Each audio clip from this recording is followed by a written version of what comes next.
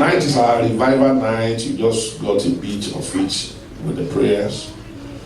And tonight I'm going to be ministering briefly on the message titled, Lord, put my mockers to shame. Amen. Hallelujah. Lord, put my mockers to shame. The Lord will put your mockers to shame. Amen. And you will have the last laugh. Amen. Who is a mocker? A mocker is someone who undermines another person's accomplishment. Who is a mocker? A mocker is someone who plays down anything of value in another man. A mocker is someone who sees good things and calls those things bad. A mocker is someone who will never find any reason to celebrate another man. The Lord will put your mockers to shame. Yeah. A mocker is someone who is looking for an opportunity to put you to shame, even when you have not done anything of shame. And it's so funny that mockers are everywhere. Mockers are in the family. Mockers are in the neighborhood. Mockers are at work. And embarrassingly, mockers are in the church. That's true. I wish mockers are not in the church, but the truth is that they are. Is he the only one that pastor will be blessing their car every year? Only God knows where they get the money from. Is it not the same job we are doing? It's a mocker. They said they are blessing another house. Is it not last year we blessed one for them? Only God knows where they are getting their money from. Jesus. Hallelujah. Mockers.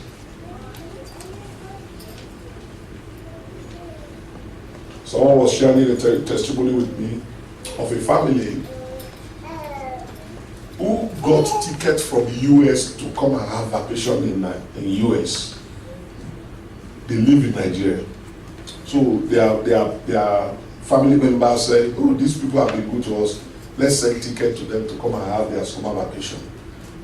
And they came. Shortly after they left, somebody in the church who is close to the family called my friend, who is an elder in the church, and said, sir, you better advise those people. Can you imagine the money they should use to go and buy land to build a house? They have used it to go and do one funny vacation in America. I said, what is that? Did they borrow money from anyone? I said, how did you reply the person? He said, He said, what is he going to do? He just said, we'll be praying for them that they will go and come back safely without mentioning the land. What is your problem about me coming for vacation? What has my vacation got to do with your comfort? Mockers find reasons to judge others' behavior without any cause. The synonyms of a mocker include a tormentor, a ridiculer, a teaser, a belittler, an harasser, a torturer, a taunter, a persecutor. All these names are cousins of a mocker. They were born by the same father. My prayer tonight is that the Lord will put your mockers to shame. Yeah. Funny enough, the Bible has its own examples of mockers. More than enough. We're going to look at one or two if time permits. Nehemiah chapter 4. Nehemiah chapter 4. Biblical case number 1. Nehemiah chapter 4. Can you have the KJV on the screen? Yes.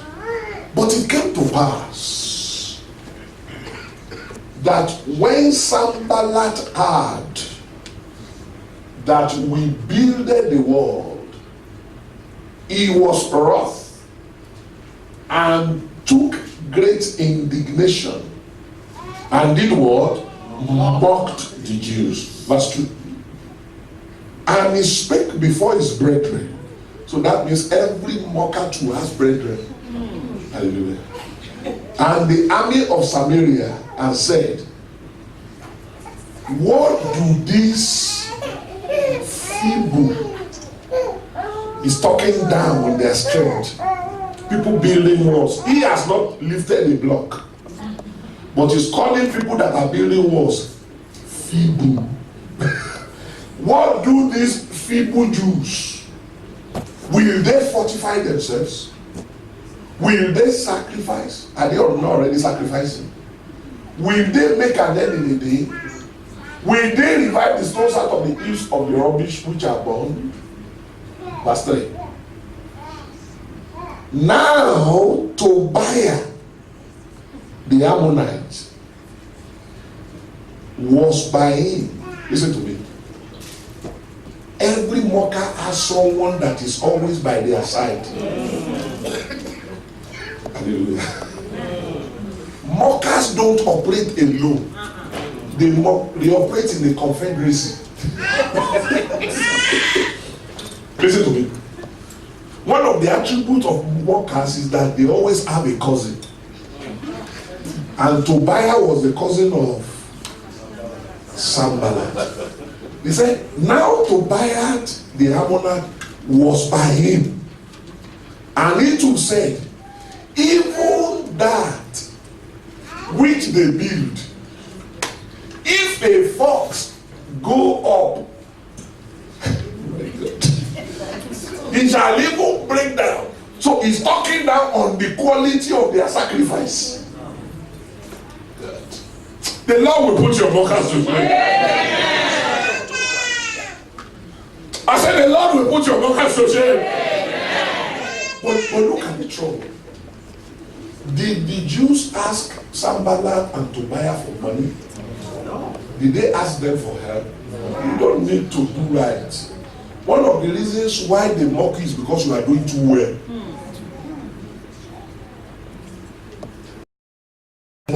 Mockers of destiny are jealous. They actually want to be where you are. But because they are not where you are, they talk down on what you do.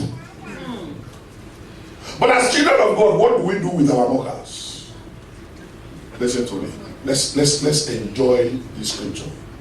Do you know that in the midst of all the talk from Sanballat, from Tobiah, and the brethren of Sanballat, the Bible never recorded that Nehemiah spoke a word to them. Hallelujah. One of the reasons why they are still getting you is because you talk too much. You want to show your Sanballat and Tobiah that you too can talk.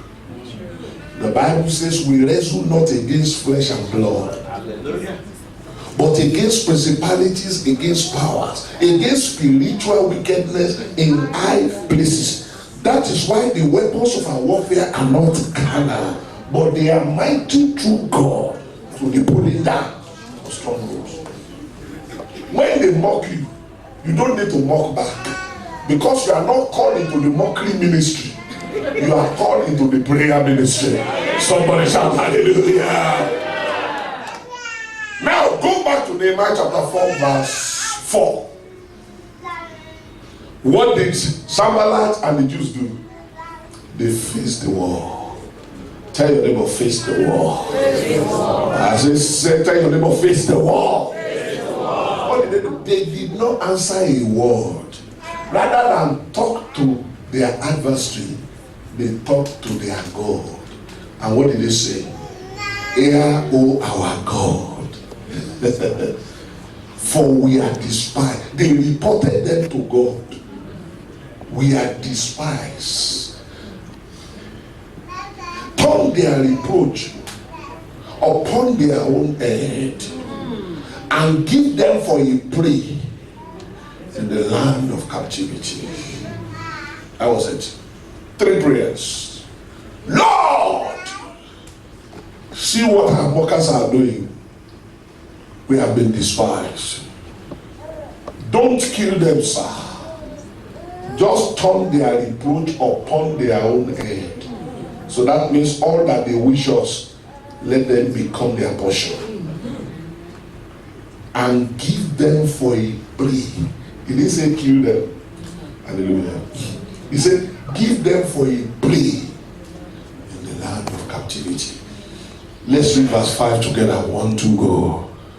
And cover not their iniquity, and let not their sin be blotted out from before thee. For they have provoked thee to anger before the builders. They turned the battle to the battle of God. They said, what they did to us, they didn't do to us, they did it to you.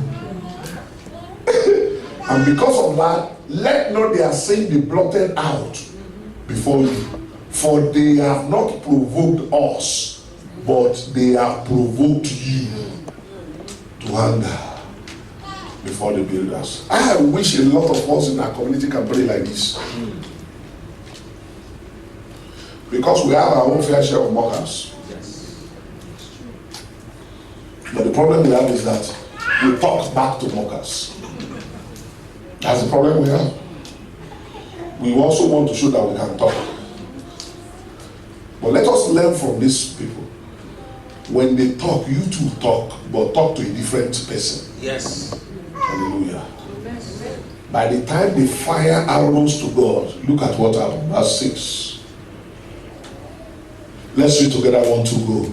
So built we the wall, and all the wall was joined together unto the ark thereof, for the people had a mind to walk. At the end of the day, they achieved their goal because they did not listen to the mockery of men, but rather they spoke to God. Raise your right hand unto heaven. Say after me, I receive wisdom to manage my mockers. Every work that God has begun in my life, He will finish it. Open your mouth and begin to pray. Kalabata. I receive wisdom to manage my mockers. Every work that God has begun in my life, He will finish it.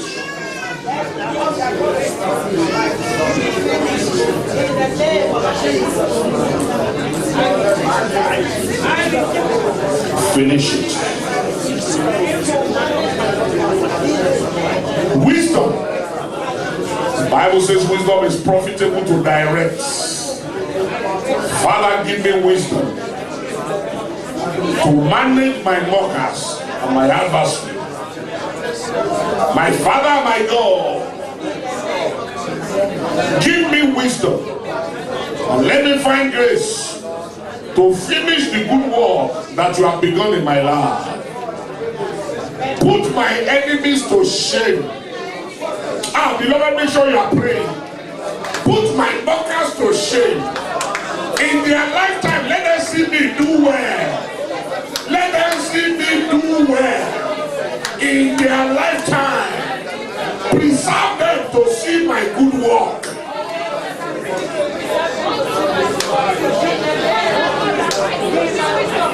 Preserve them.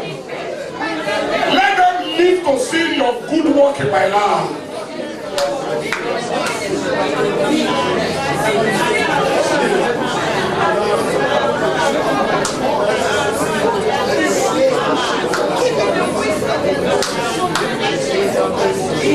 In Jesus' name we pray. Let God arise and His enemies be scattered. Let God arise. Amen, amen, amen, amen. That song is not a worship song. You don't do like that.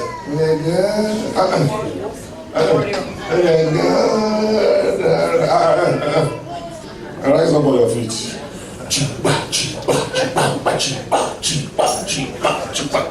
Let go arise and His enemies be scattered. Let go arise and His enemies be scattered.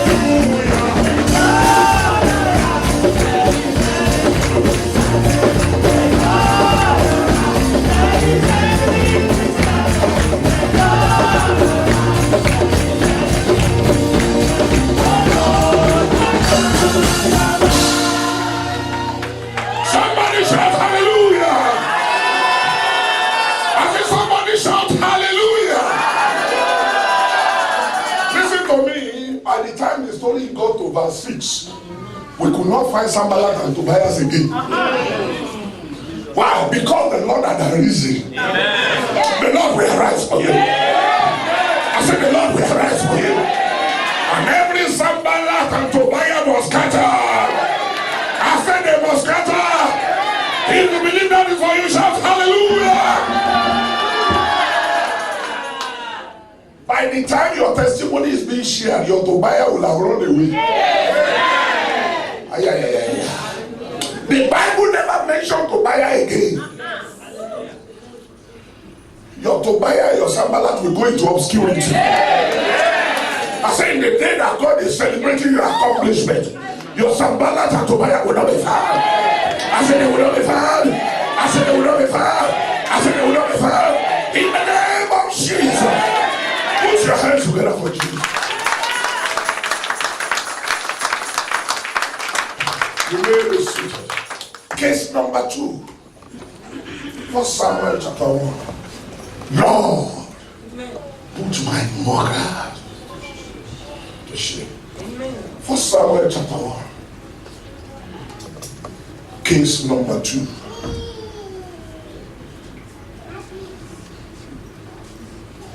Now there was a certain man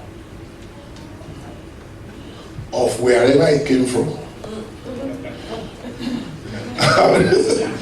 I'm not going to injure my job because of someone's name. Somebody shall hallelujah. You are allowed to call that name, but me, I've been delivered from all those names. And his name was Elkanah, the son of Jeroboam, the son of Elihu, the son of Tohu, and all the sons and grandfathers. Verse 2. And he had 2 wives. May you not have 2 wives. Amen. Amen. So you don't know that's a prayer. May nothing happen to you that you will have 2 wives. You will not follow Elkanah in having 2 wives. In the name of Jesus. The name of the one was Anna and the name of the other Peninnah. Peninnah had children, but Anna had no children. And this man went up out of the city yearly to worship and to sacrifice unto the Lord of hosts in Shiloh. And the 2 sons of Eli, Ophni and Phinehas, the priests of the Lord, were there. Let me just summarize the story. Anna was temporarily barren. Because the Bible says, because the Lord shut our womb. Church, listen to me. It is not everything people are going through that was caused by the devil. And it is not every woman that does not have children in the husband's house that has committed abortion. I know that's true. So true. Come on. Because we have a way of judging people. Keep your mouth shut. All these girls, only God knows what they did. Keep your mouth shut. What if she did not do anything? Tell your neighbor, don't stand in judgment. The only person that we are allowed to judge is who? The only person we are allowed to judge is who? Myself. Oh, okay. I study your Bible very well. Leave that one. Okay. So, Anna did not have any child. And every year they would go to the Holy Ghost service in Shiloh. And Anna would pray and pray and pray and pray. And every year the story did not change. So a particular year came that she prayed so much that it was only her mouth that was moving. There was no voice. And Eli, the priest, now started mocking Anna that you are a drunk. How come you are praying and we can't even hear your prayer? And she replied, Eli, that is only because of my condition. I'm not drunk. It is condition that is making me look like a drunk. And she left. And you can imagine what Peninnah was doing at home. Because Penina had children, Penina became a mocker of destiny to Anna and started singing. You know those songs women sing in the house when they are two? Started singing those songs. I love my husband. My husband loves me. No circumstances shall change my opinion. We just came back from Shiloh. Which one is opinion there? Somebody shout hallelujah. What she was doing was to mock Anna. The Lord will mock the mockers of your destiny. So that one was provoking Anna. Until they went back to Shiloh the following year. And this time she changed strategy. Tell your neighbor, change strategy. This time she did not just pray. She vowed a vow.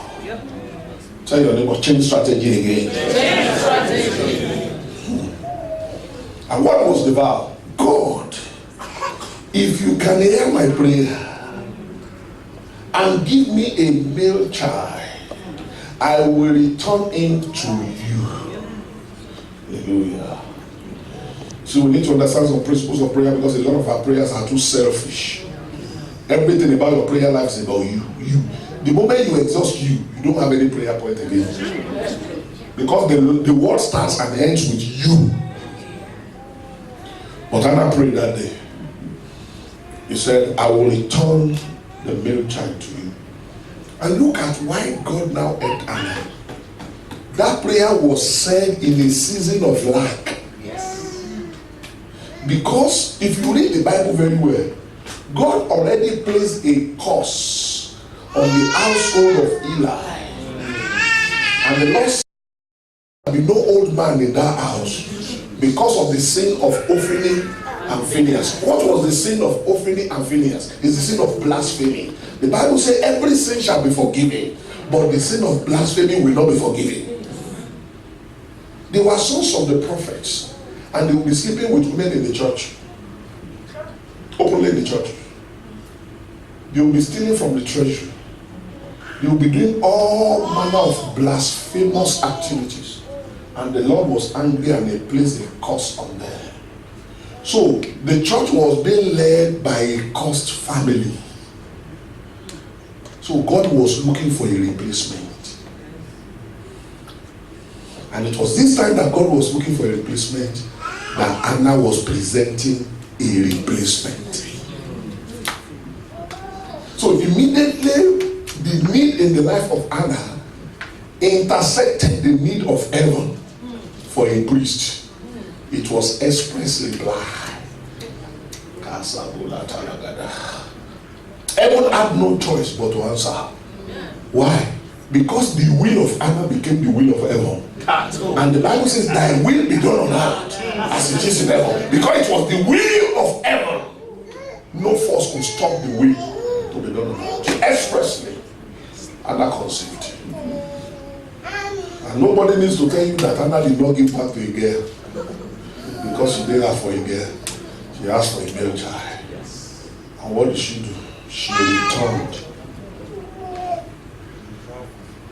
She didn't go home with some. She returned. She was satisfied. She was okay. But look at what happened. In 1 Samuel chapter 2.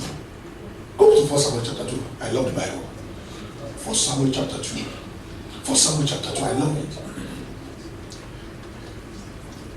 In 1 Samuel chapter 1, all the prayer of Anna was the prayer of petition. God, give me. Give me.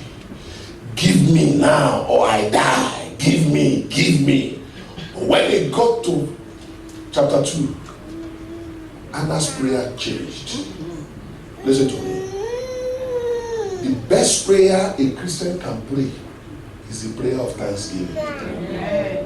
But we in church, we like this long list. Father, Look at what Anna did. Anna prayed and said, my heart rejoiceth in the Lord. My horn is exalted in the Lord. My mouth is enlarged over my Mocha. She didn't need to mention anybody's name, but we know who she's talking about. Yes. Because I rejoice in thy salvation. Then when they got to verse 2, she turned it to a song. And she said, there is none holy as the Lord, as the Lord. There is none beside thee, neither is there any wrong like our Lord. There is none. I thought that is the right place to rise up and worship God. Holy as the Lord, there is none. Holy as the Lord, there is none beside thee, neither is there any wrong like our God. There is none holy as the Lord.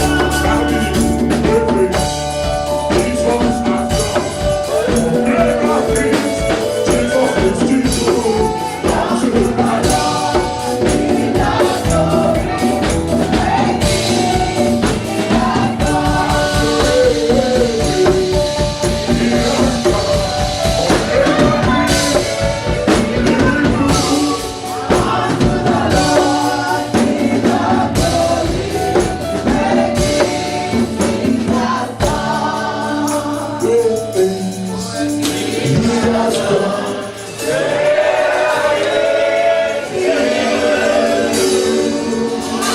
Unto thy Lord be the glory.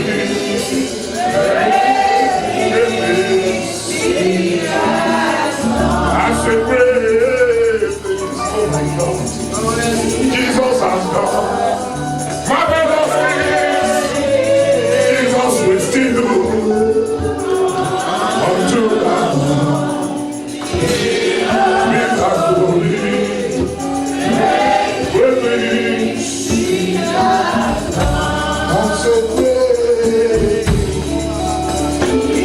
Jesus has done.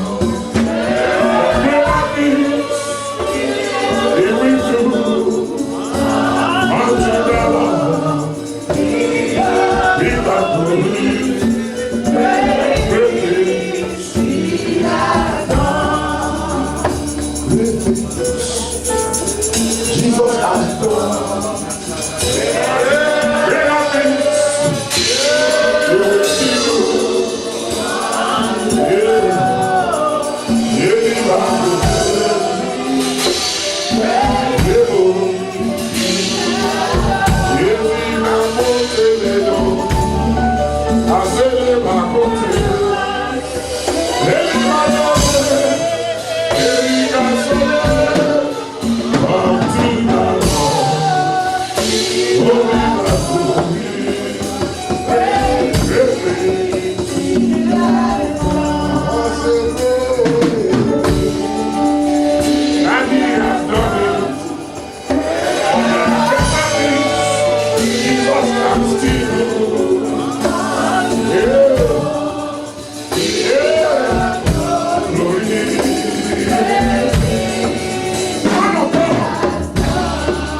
Marvelous things Jesus has done before.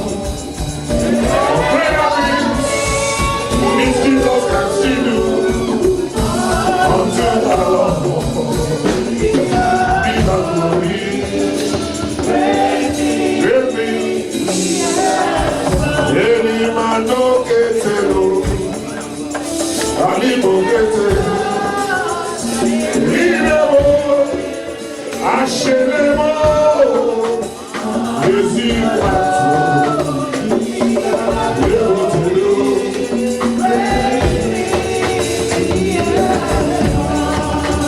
marvelous things Jesus has done before. Almighty things Jesus can still do. Unto thy Lord be the glory.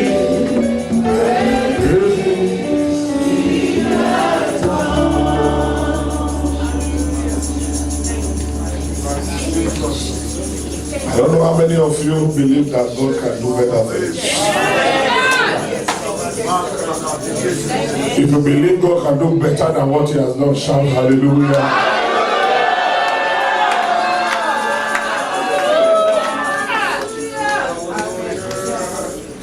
I know He has done so much for you. And it's like you want nothing.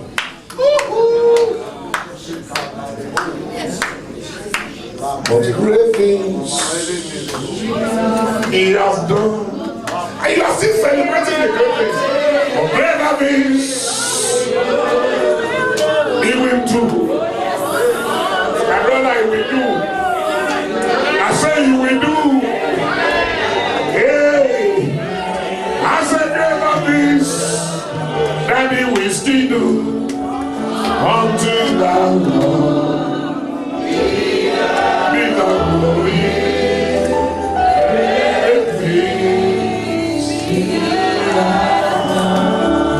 for the next 5 minutes, open your mouth and begin to talk to God. Now, what represent greater things in your life? What are those greater things? What are those greater things? What are those greater things, woman of God?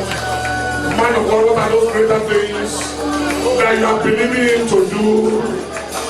Beloved, take advantage of His presence. In His presence there is fullness of joy, and at His right hand there are pleasures forevermore. He has done great things. But the Spirit of the Lord is saying, I can do better than what I have done. Stand in agreement with the Spirit of God. Great things He has done. Or greater things He will do. Inamote, Ekeramote, Izomatu.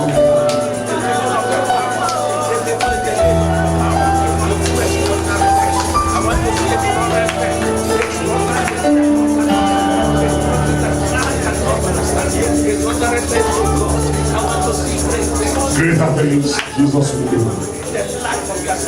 In Jesus' name we pray.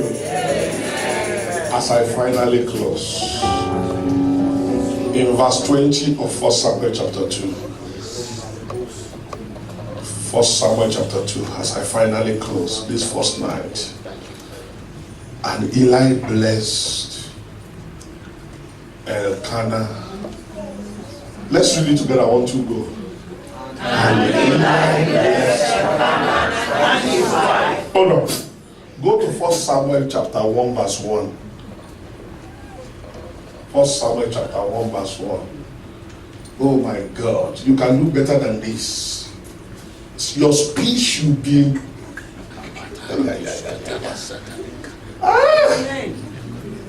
Can somebody read 1 Samuel chapter 1 verse 1 for me, please?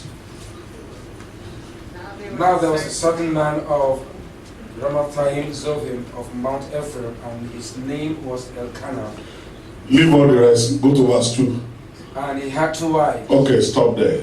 Go back to 1 Samuel chapter 2 verse 20. Let's read together. 1, 2, go. Hold on there. The Bible says when the Lord turned the captivity of Zion around, you are redeemed again. In 1 Samuel chapter 1 verse 2, there were 2 wives. Did Penina die? No. When God settles you, they will be looking for the zip code of your Penina. When the Lord settles you, they will forget that you used to have an adversary. That will be your testimony. I said that will be your testimony. If you believe that, shout hallelujah.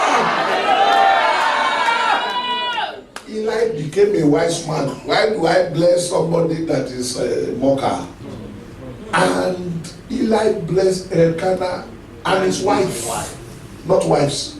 People like us don't bless wives. Yes. We only bless wife. Yes. And said, the Lord give this seed. Don't forget it was that same Eli that told Anna, are you drunk? This time Anna did not ask for prayer. He was just worshiping God. JJ. Worshiping God. And he said, the Lord give this seed of this woman for the loan. What was the loan? For the loan which is lent to the Lord. They didn't even bother to say amen. They went on to their own. Verse 21. Let's read together. 1, 2, go. So as she conceived and bare 3 sons and 2 daughters, and the child son. What the Lord has done for me, I cannot tell. Give me the drum, give me the drum. What the Lord has done for me. Your hands. I cannot tell it all. What the Lord has done for me. Oh, I cannot tell it all. He set me down last day. Oh, what the Lord has done. What the Lord has done.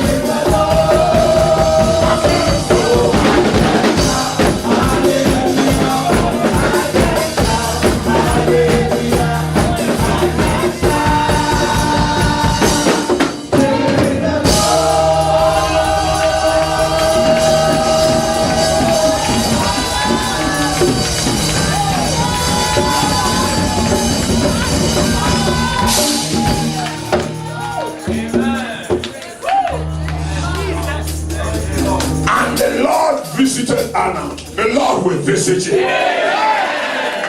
I said the Lord will visit you. By the next time you come to Shiloh, you will have a new testimony. I said you will have a new testimony. I said you will have a new testimony.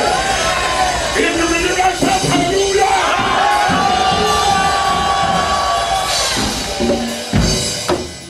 When she prayed, yes, and knocked her head on the stone, and did every doable, yes, she got only somewhere. But when she worshiped God, I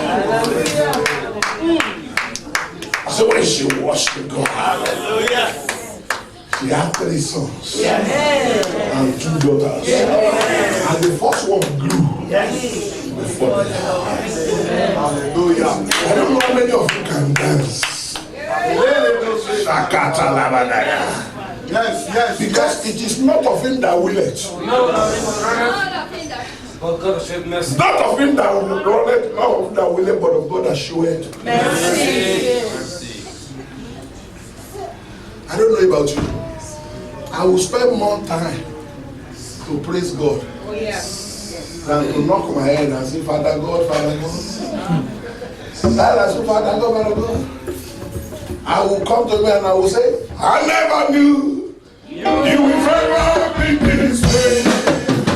I never knew you will favor me this way.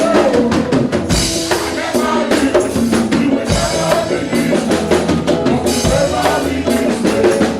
Thank you. Hallelujah. I never knew you will favor me this way.